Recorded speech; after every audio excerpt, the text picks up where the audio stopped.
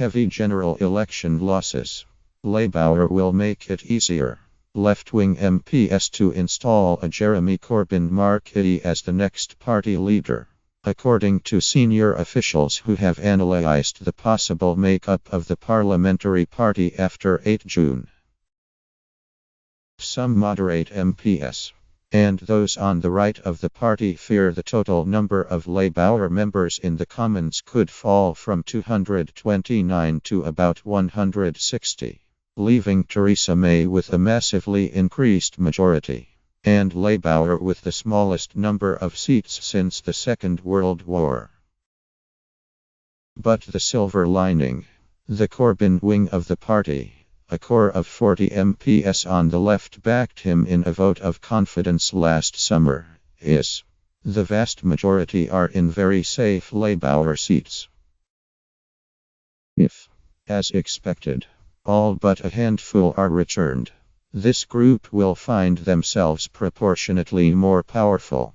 Crucially, their task of mustering the necessary number of signatures, 15% of the party's MPs and MEPs under current rules, to get their favored candidate onto the ballot paper in any future leadership contest will be easier.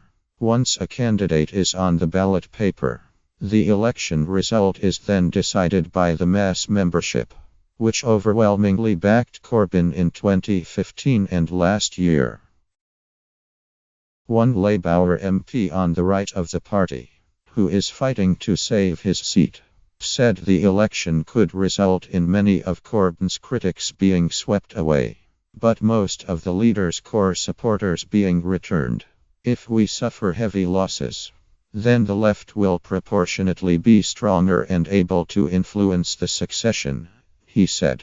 This makes it all the more important.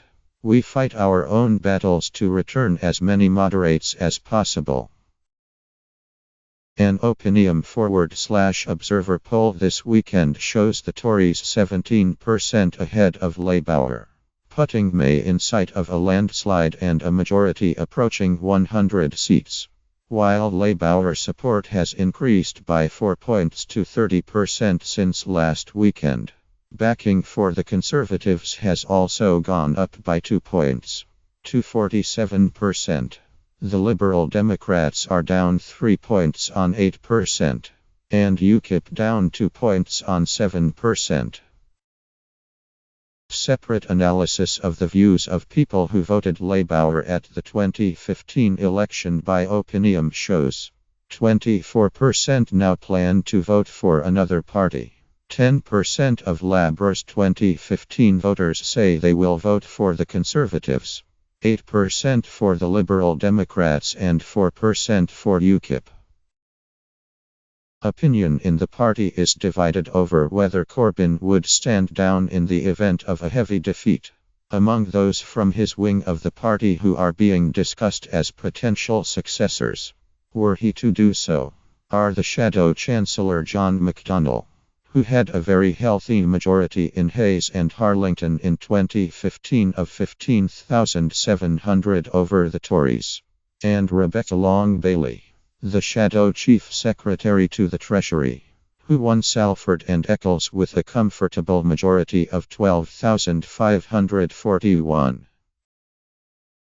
Among the few Corbyn backers who may struggle are the Shadow Minister Cat Smith, Fleetwood, and Lancaster, majority of 1,265 in 2015, and Clive Lewis, Norwich South, majority 7,654.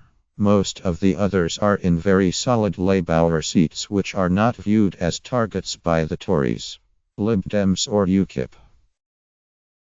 Corbyn supporters have been pushing for a rule change to reduce the threshold for the number of MPs and MEPs signatures needed to get on a leadership ballot from 15% to 5%.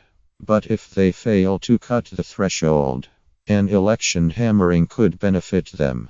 In 2015, Corbyn needed 35 signatures, but this would fall in proportion to any election losses.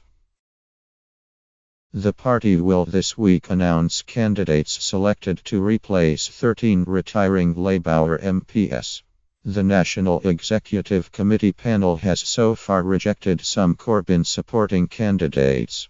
In Andy Burnham's seat of Lee, Joe Platt defeated Corbyn's political secretary, Katie Clark, for the nomination, while in Hull West and Hessle, Emma Hardy, a local councillor, saw off Sam Terry, who worked on Corbyn's second leadership campaign.